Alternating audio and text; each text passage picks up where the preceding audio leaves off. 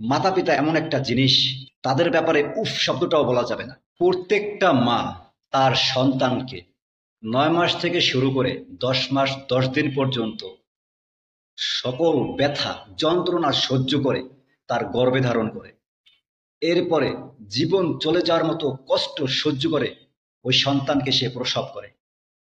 প্রসব করার পর থেকে শুরু করে ওই সন্তানকে 2 থেকে 3 বছর পর্যন্ত তার বুকের দুধ খাওয়ায় এবং পুরা শৈশব শিশুকাল ওই মা সবকিছু বিসর্জন দিয়ে ওই সন্তানকে বড় করে।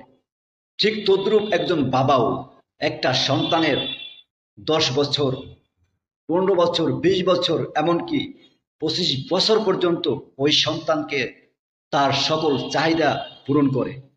আমরা এমন খারাপ, যখন আমরা নিজের ইনকামে সচ্ছল হই, নিজের পায়ে দাঁড়াই, নিজে সবভাবে চলতে পারি, তখন আমরা সেই অসহায় পিতা মাতাকে ভুলে যাই যারা তাদের সবকিছু বিলিয়ে আমাদেরকে মানুষ করেছে।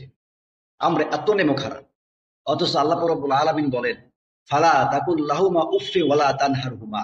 মাতা পিতা এমন একটা জিনিস, তাদের ব্যাপারে উফ শব্দটাও বলা যাবে না। মাতা পিতা আমাদের জন্য শুধু মাতা পিতা নয়, তারা আমাদের জান্নাত।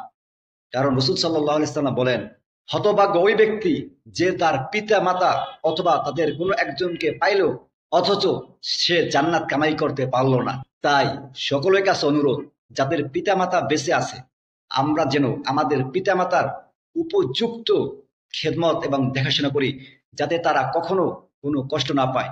যখন তারা বার্ধক্যে আসে, আমরা যেন তাদের ভালোভাবে খেয়াল রাখি এবং তাদের প্রয়োজন মিটিয়ে তাদেরকে যেন যতদিন বেঁচে থাকে তাদের খেদমত করে আল্লাহর সন্তুষ্টি অর্জন করতে পারি।